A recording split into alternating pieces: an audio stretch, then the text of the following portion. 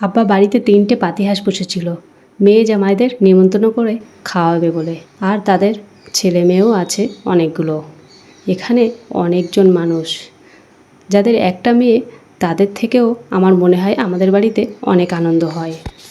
আমাদের বাড়িতে যা কিছু পোষা হয় সবই মেয়ে জামাই আর ছেলে বউ সবাই একসাথেই খাওয়া হয়। আব্বা সবাইকে নিমন্ত্রণ করে এক জায়গায় করে, আমাদের অনেক আনন্দ হয়। তো যাই হোক, বেশি কথা না বাড়িয়ে মূল রেসিপিতে চলে যায়। আসসালামু আলাইকুম, কেমন আছেন সবাই? আশা করি সবাই ভালো আছেন।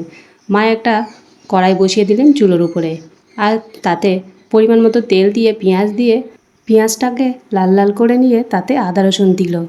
আদা রসুনটাকে ভালো করে ভাজা ভাজা করে নিল যাতে এর কাঁচা গন্ধটা চলে যায়। তারপরে দিয়ে দিল কাশ্মীরি লঙ্কার গুঁড়ো, ধনিয়ার গুঁড়ো, আর দিয়ে দিল জিরের গুঁড়ো, হলুদের গুঁড়ো, আর এর মধ্যে দিয়ে দিল তেজপাতা, এলাচ, লং, দারচিনি।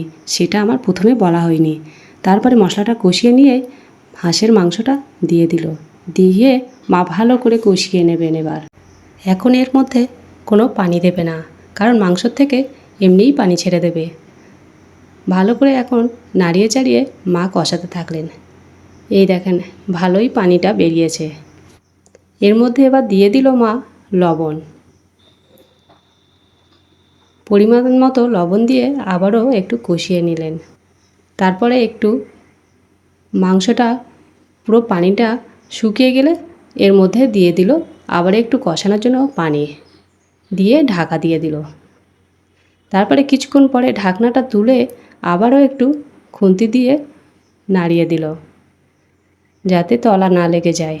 এখানে মা সুন্দর করে হাঁসের মাংসটাকে কষিয়ে নিল। নেওয়ার পরে যখন ভালোভাবে কষানো হয়ে গেছে, তারপরে একটু বেশি করে পানি দিয়ে আবারও ঢাকনা দিয়ে দেবে। মার মনে হলো যেই পানিটা দিয়েছে তাতে হয়নি, তাই বালতিতে পানি ছিল সেই পানিটাই একটু ঢেলে দিল। এবারে পানিটা ঠিক আছে। তারপরে ভালো করে মাংসটাকে সেটিং করে দিয়ে মা এখানে চাপা দিয়ে দেবে, কারণ হাঁসের মাংস গলতে একটু দেরি হয়, অনেকটাই শক্ত থাকে, তাই একটু বেশি করেই পানি দিয়ে দিল। আবার কাঠের চুলোয় রান্না অনেক সুন্দর লাগে খেতে। আর এখানে মোটা মোটা কাঠ দেওয়া হয়েছে, অনেক জোরে জোরেই আগুনটা জ্বলছে।